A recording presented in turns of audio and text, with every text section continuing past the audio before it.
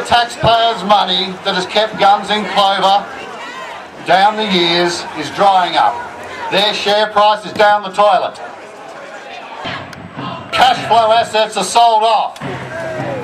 Sawmills are closed. Workers are discarded. Managed investment schemes have collapsed and they're in debt to the ANZ to the tune of a mere $650 million. They have polled every major bank, every investment house and every pulp mill company in the world, and guess what the results are? Zero support. The world has judged it a total and utter dud. Black is the colour and none is the number. The reason why we're flying black today is to signify those dark days in March of 2007 when the great betrayal of democracy occurred in Tasmania. The legislation which so obscenely favours guns is because guns wrote it.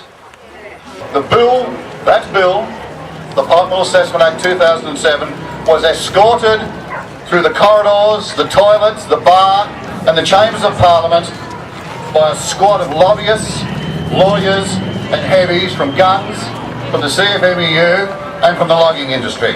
It was tantamount to a coup d'etat. I and hundreds of others saw them gathered on the steps of Parliament House on that beautiful late summer day in March 2007. It was their building. They owned the Parliament. They had scripted and directed what took place inside. What it demonstrated was a breathtaking contempt for the institution of parliamentary democracy by the very parliamentarians whose sacred duty it was to uphold. It remains, as it always was, a grand delusion. The nightmare of an uncompetitive world-scale resource-gobbling industry for an island that is not world-scale has held Tasmania back for 6.5 years. So let's get on with it and do what we do best in Tasmania, establishing innovative, creative, small to medium businesses directed at the quality end of the market. Pulp the Mill is focused on creating large-scale, peaceful community protests, otherwise known as direct actions, which involve peaceful civil disobedience. Our main focus with our protests has been on the corrupt process of the Pulp Mill Assessment Act, with its unconstitutional Section 11, which denies us legal redress. What we share in common is our love for this beautiful Tamar Valley.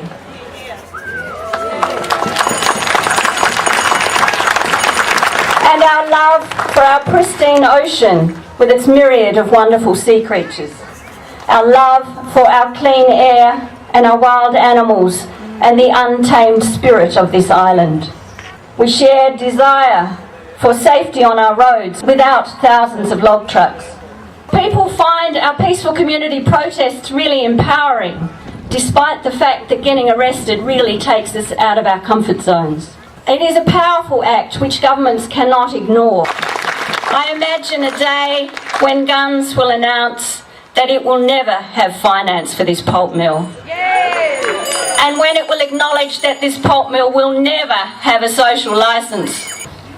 Pulp the mill, we can, we will. To have large-scale wood-fired power stations, these are the last roll of the dice.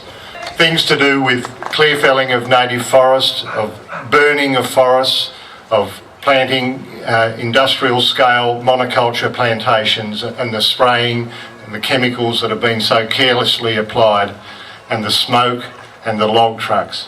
What I've also become aware of is just how debilitating the war that is described in forestry in Tasmania has been for people's mental health and for the cohesion of our society. Climate change will affect most populations in the next decades and will put the lives and well-being of billions of people at increased risk. We should be doing everything we can to reduce our impact on this fragile environment and putting resources into renewable energy sources and alternatives to fossil fuels, not into a pulp mill.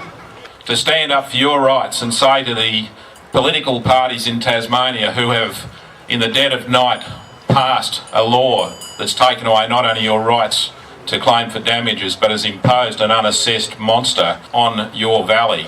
It is the younger generation who need and must stand up to reclaim the future.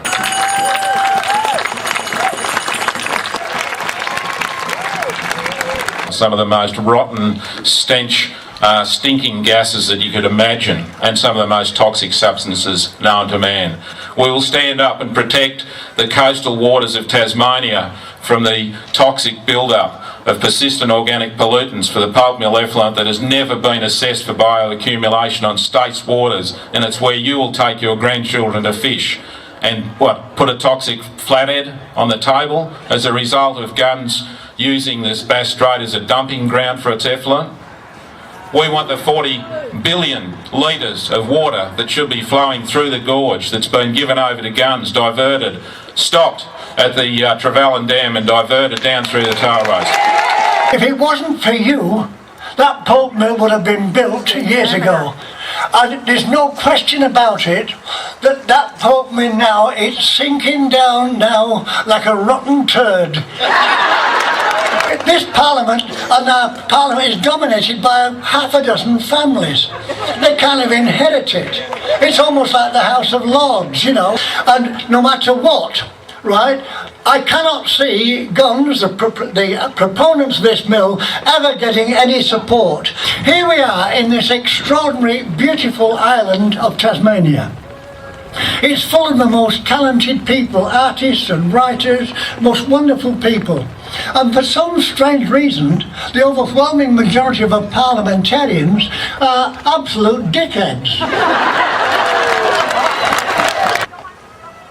When Gunns accept that they have failed, and when the Tasmanian Parliament accepts that it has lost and was wrong to ride roughshod over the rights and privileges and the best interests of all Tasmanians, only then will this war be over.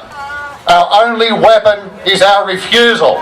We'll never give in, we'll never stop fighting, and we're going to keep on until we nail the culprits that did this thing. Let's never forget, let's go on a blooming witch hunt, get them and dump them.